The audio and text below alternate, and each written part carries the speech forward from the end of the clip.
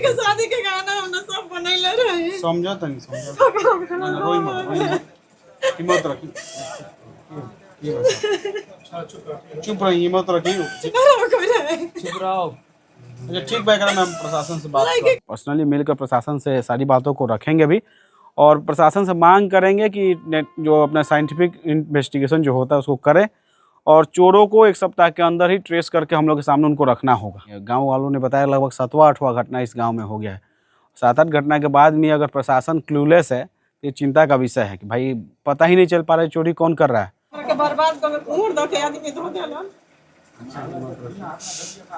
हम बहुत सारा गाना रहा 15 साल से हम जुगाड़ के धंधा से हम गात रही थे जैसे बना गाना रखनी बेटी के बियाह शादी करे के रहे सब हमार लूट लेला तो कुंवर द के आदमी हिम्मत रखी बर्बाद कर रोई मत हिम्मत रखी ये बता चुप रही हिम्मत रखी जे भी कहे वगैरह खोजवाओ जी चुप रह थोड़ा ना चुप रह वो घर में क्यों ना रहो गरी कोई ना नहीं तो हमारा हाथ देखिए जड़ लेके में गिर गई लड़का दिल्ली रहा चल के एक सारा कर 10 बजे घर से कोई नहीं होने से 3 बजे खत्म हो गए हैं कुछ ना हो गए चुप रहो। अच्छा ठीक भाई करा मैं प्रशासन से बात लड़की के शादी के गाना हमने सब बनैले रही। समझो तनी समझो चोरी हुआ था 8 तारीख को आप आए हुए हैं क्या क्या गया है कुछ बताएं। हम भी तो आए हुए थे सब दिखा रहे थे लोग कह रहे कि हम लोग घर में नहीं थे 10 से 3 बजे के बीच में उसी समय चोरी हो गया। हाँ ये बात हुई इनसे बताया कि शायद इनका उस दिन हाथ फ्रैक्चर हो गया था क्या इलाज करवाने गई थी बिहिया दिन का ही घटना है ये शायद 10 बजे के लगभग गई हैं 3 बजे वापस भी आ गई हैं। उसी बीच में ये चोरों का दुस्साहस है कि दिन दहाड़े घर में घुस के चोरी कर ले रहे हैं। ये कानून व्यवस्था के लिए चिंता का विषय है। हमने थाना प्रभारी से बोला है कि नेटवर्क डंपिंग के माध्यम से क्योंकि कोई किसी को देखा नहीं है तो किसी का नाम देना तो उचित नहीं है लेकिन साइंटिफिक अगर इन्वेस्टिगेशन किया जाए चोरों को इजीली ट्रैक किया जा सकता है। हमने इस संदर्भ में थाना प्रभारी से भी आग्रह किया है। पुलिस अधीक्षक से भी हम बात करेंगे अपने जिले के कप्तान से क्योंकि इस गांव में इस तरह की घटनाएं बहुत ज़्यादा हो रही हैं। कोई नेम्ड FIR करता नहीं है जिसके चलते चोरों का मन बढ़ता जा रहा है और भी 1-2 लोगों पे संदेह है जिसके बारे में हम लोग को पता चला है।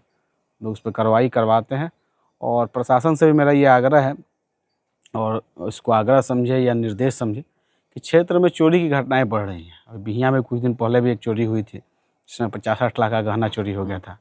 अभी यहाँ इनके यहाँ 10-15 लाख का गहना चोरी हो जा रहा है।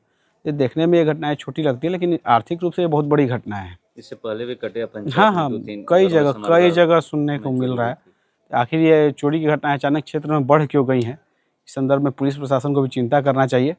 हमारी 1-2 दिनों के बाद मुलाकात होगी भोजपुर जिले के अधीक्षक से उनसे भी हम बात करके आग्रह करेंगे इस तरह की जो लोकल लेवल पर क्राइम हो रहे हैं इनको भी कंट्रोल करने के लिए खास योजना बने। और मुझे पूर्ण विश्वास है कि हमारे ज़िले की पुलिस इतनी सक्षम है अगर चाह दे तो चोरों को इजीली पकड़ सकती है। क्या पेट्रोलिंग ज़्यादातर नहीं हो रही इसलिए नहीं देखिए पेट्रोलिंग तो होना ही चाहिए और पेट्रोलिंग होने ना होने की वजह से नहीं है। यहाँ का जो स्थिति हमको देख कर लग रहा है कि चोर के खिलाफ कोई नामजद FIR करता नहीं है। 7-8 घटना को अंजाम दे चुके हैं कोई FIR किया नहीं इसलिए उनका मन बढ़ता चला गया है और यहाँ का जो सामाजिक व्यवस्था इसके चलते लोग मुंह नहीं खोल पा रहे। लेकिन हम लोग को सारी चीज़ों की जानकारी है। हम पर्सनली मिलकर प्रशासन से सारी बातों को रखेंगे भी और प्रशासन से मांग करेंगे कि जो अपना साइंटिफिक इन्वेस्टिगेशन जो होता है उसको करें और चोरों को एक सप्ताह के अंदर ही ट्रेस करके हम लोग के सामने उनको रखना होगा। बताया गया कि घर के लड़की की शादी के लिए बनाए थे गहना। देखिए नॉर्मल जितने भी सामान्य परिवार होते हैं जिस परिवार से हम लोग आते हैं मिडिल क्लास लोअर क्लास जिस परिवार से हम लोग आते हैं हम सभी लोगों के बीच में बच्चियों की शादी करना एक बहुत बड़ी रिस्पॉन्सिबिलिटी होती है। कई एक परिवार हैं जो बच्चियों के जन्म से लेकर ही उनके शादी तक की तैयारी शुरू कर देते हैं। उसी का ये प्रोसेस था। ये माताजी हमारी जो हैं वो भी अपनी बेटी की शादी के लिए सारी चीज़ तैयारी कर रही थी। धीरे धीरे एक गहना जोड़ के इतने दिनों तक उसको जुटाई थी और इस तरह का घटना घटी बहुत ही दुखद है।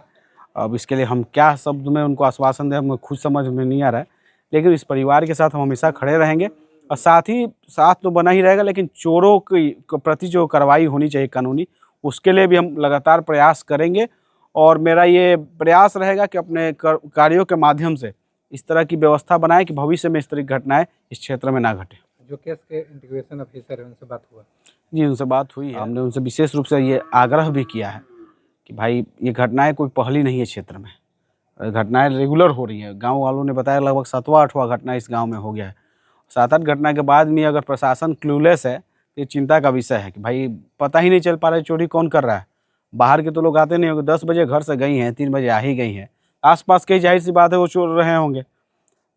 शासन से सही दिशा में इन्वेस्टिगेशन करने के लिए हमने आग्रह किया। मुझे पूर्ण विश्वास है कि जल्द ही इस पूरे कांड के जो मास्टरमाइंड है या चोर है उसका उद्भेदन कर लिया जाएगा।